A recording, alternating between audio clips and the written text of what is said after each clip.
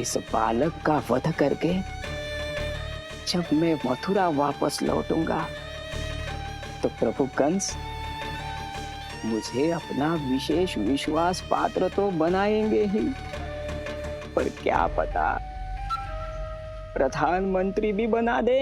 मामा, आप उनको छू भी नहीं सकते।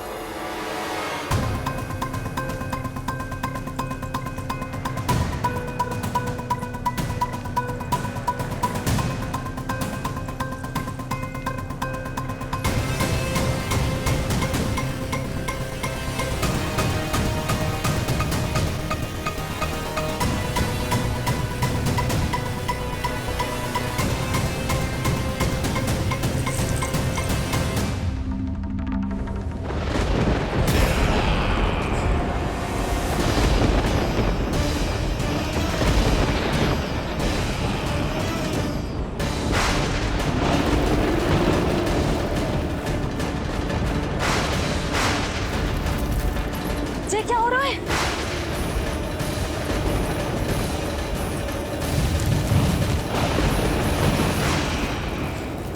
ये क्या हो रहा है?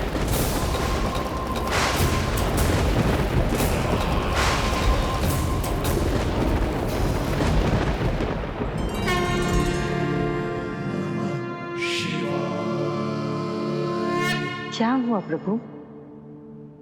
आप अचानक इतने चिंतित क्यों हो गए? कृष्ण ने अपने पांव का अंगूठा अपने मुख में रख लिया है देवी। इसमें चिंतित होने की कोई बात नहीं है प्रभु। ऐसा तो हर बालक कभी ना कभी करता ही है। तो सखा कोई साधारण बालक नहीं है देवी पार्वती, तो भगवान है। यदि वो ऐसे ही अपने अंगूठे को मुख में रखकर खेलते रहे तो अवश्य ही आ जाएगी। कौन आ जाएगी प्रभु? प्रलय आ जाएगी देवी, प्रलय आ जाएगी देवी। हे नारायण जी, क्या हो रहा है?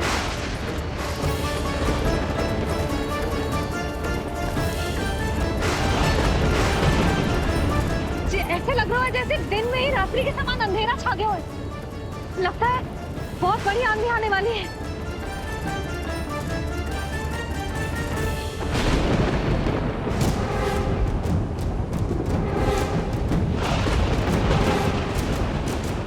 ये भीषण आंधी, ये मूसलाधार वर्षा, तुम दोनों ने ऋषि गर्ग के साथ मिलकर अवश्य कोई योजना बनाई है ना? बोलो बोलो, क्या है वो योजना? बोलो।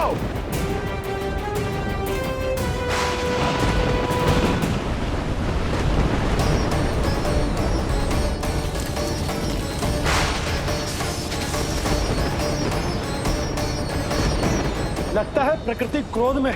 मैं जाकर गौशाला संभालता हूँ, कहीं कोई हानि ना हो जाए। तुम बालकों को भीतर ले जाओ।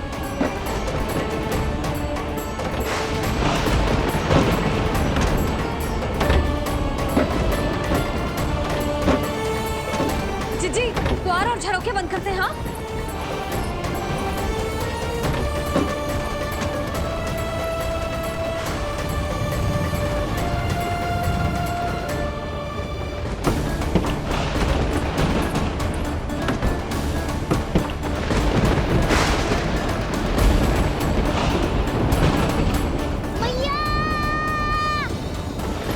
लला, चल अंदर चल के खेल।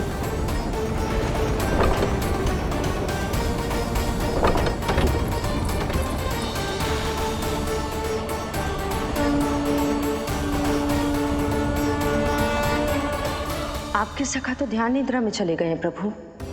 इनकी ये अंगूठा चूसने की सामान्य सी क्रिया का कितना घातक प्रभाव पड़ रहा है, इन्हें तो पता भी नहीं है। चाहे जानबूझकर की जाए या अनजाने में हो, सखा की हर लीला के पीछे कोई ना कोई उद्देश्य अवश्य छिपा होता है।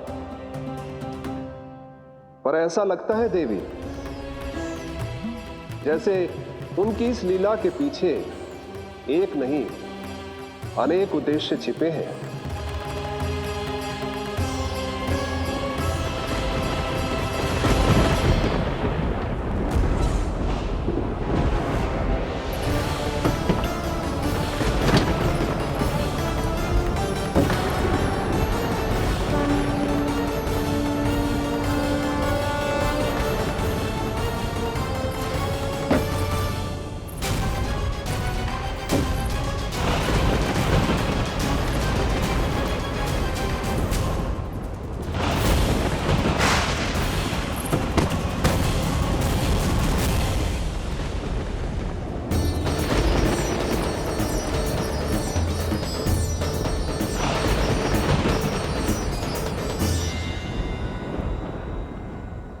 देख रही हो चिज्जी, प्रसाद ना मिली खाने को तुझे पाँव का अंगूठा ही चूसने लग गयो। कान्हा, ये क्या कर रहे हो है? अंगूठा मुंह से निकाल दे लल्ला। अच्छी बात ना है कान्हा। देख कान्हा, तू नींद में है, इसका अर्थ ये ना है कि मैया तुझे अंगूठा चूसने देगी। निकाल अंगूठा मुंह से। आज तो बड़ी शीघ्र इतनी गहरी निद्रा में सो गए हो तुम।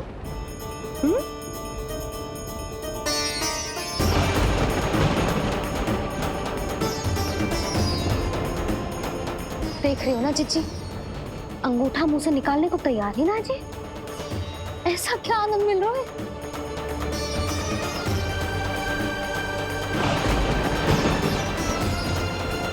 अधिक बल भी ना लगा सकती, अत्यधिक नींद में है, कहीं इसकी आंख ना खुल जाए।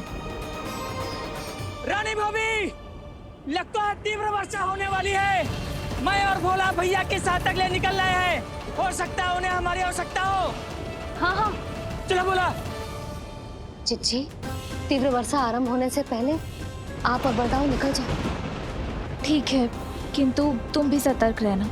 हाँ, आप भी ध्यान से जाओ।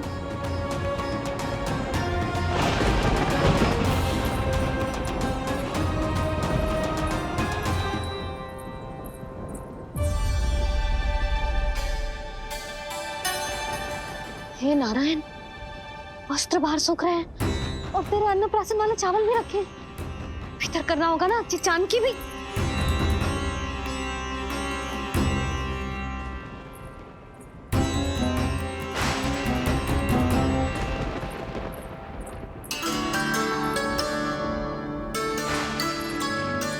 लल्ला, वैसे जी बहुत बुरी बात है। अंगूठा मुंह से बाहर निकाल। केवल 2 दिवस में तेरा अन्नप्राशन है, फिर सब खाइयो। तनिक धैर्य रख। गुड़ तू। प्रभु, स्वयं कृष्ण की मैया इनका अंगूठा नहीं निकाल पाई, तो अब और कौन निकालेगा? कैसे रुकेगी ये प्रलय? इसका एक ही अर्थ है देवी, अभी लीला समाप्त होने का समय नहीं हुआ। अभी तो कहना तो ये चाहिए कि लीला अभी पूरी तरह से आरंभ ही नहीं हुई है।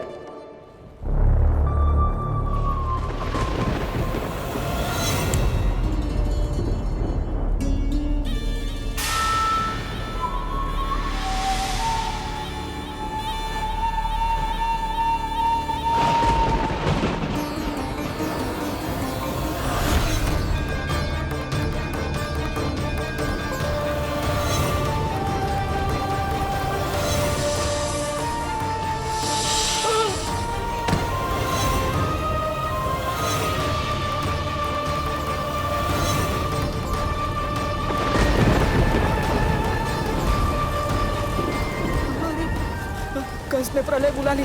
कंस ने प्रलय बुला ली।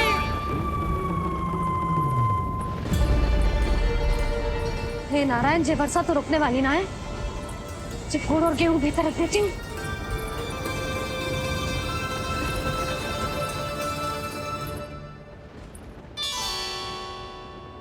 जे देख रहे हो गुड़, जे तेरे अन्नप्राशन के पकवानों के लिए ही है। कैसे कैसे करके बचा के लाई हूँ, कुछ पता भी है तुझे? और तू है कि जे अंगूठा ही चूसे जा रहा है। हाँ नहीं तो। किंतु आज प्रलय भी आ जाए तो कंस की तलवार का वार रोकने में असमर्थ होगी। कंस के साथ विश्वासघात किया है, दंड तो मिलेगा। महाराज, वायुमंडल में अचानक आए इस परिवर्तन का हमसे कोई लेना देना नहीं है। हम तो बस अपनी संतानों के श्राद्ध के लिए जा रहे थे। मूर्ख हूं मैं, मूर्ख हूं मैं। कंस एक मूर्ख है, मूर्ख हूं मैं। अब अच्छी तरह जानता हूं मैं, श्राद्ध केवल एक बहाना है। किंतु सत्य यह है कि तुम और वो ऋषि गर्ग मिलकर मेरे विरुद्ध एक षड्यंत्र रच रहे हो, और ये तुम्हारी योजना है। भैया, ये आप क्या कह रहे हैं? कैसा षड्यंत्र, कैसी योजना? हम तो केवल श्राद्ध के लिए गए थे। बहुत अवसर दिए मैंने तुम दोनों को, किंतु तुमने बार बार बार बार बार बार मुझे मूर्ख बनाया। इसलिए अब मैं अवसर दूंगा अपनी इस तलवार को।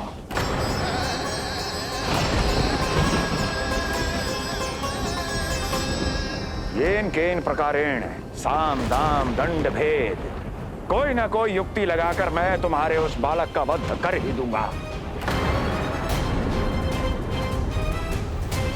पर उस क्षण का साक्षी बनने के लिए अब तुम दोनों को जीवित नहीं छोड़ूंगा मैं।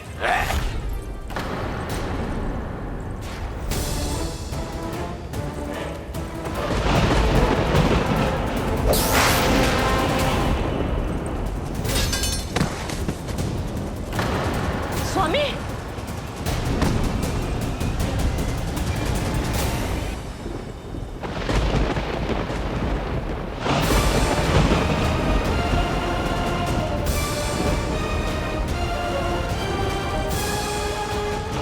तेरा काल तेरी प्रिय बहन के गर्भ से उसकी 8वीं संतान बनकर जन्म लेगा और तेरा विनाश करेगा, विनाश करेगा, विनाश करेगा।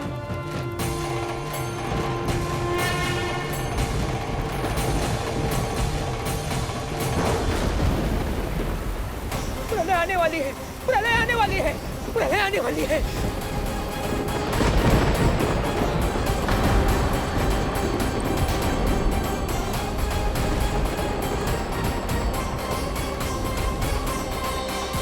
यदि कंस को रोकना, अपने माता पिता की रक्षा करना और चपरासुर के ब्रह्म को मिटाना ही इस लीला के उद्देश्य थे, तो ये सभी उद्देश्य पूरे हो चुके हैं प्रभु।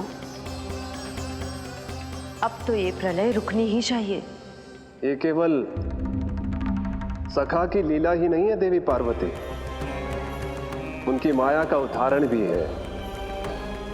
मार्कंडेय ऋषि को दिए गए वरदान को पूरा करने के लिए ही ये सब हो रहा है। कौन सा वरदान प्रभु? प्रभु की माया को साक्षात अपनी आंखों से देख पाने का वरदान।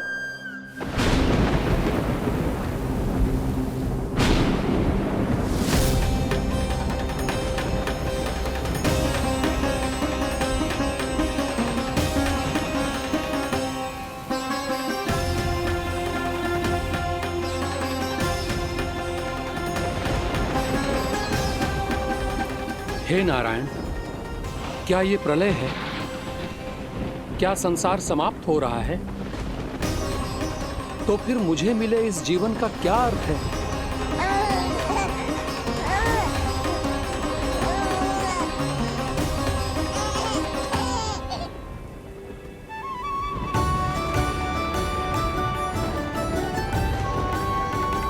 ये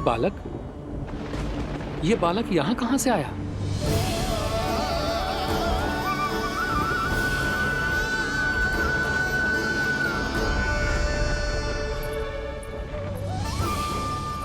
सोते हुए कितना निर्दोष लगता है जी। चारों ओर जल ही जल है, सब कुछ प्रलय में नष्ट हो रहा है, किंतु ये कितना निश्चिंत है ये। परंतु ये अद्भुत बालक है कौन?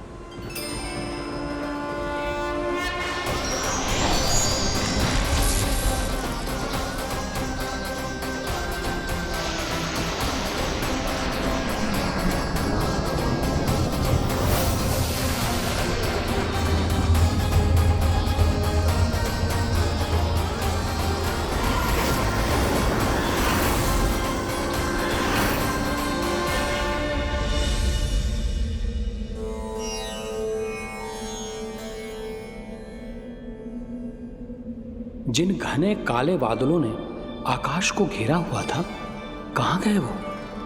यहां तो प्रलय का कोई चिन्ह ही नहीं है।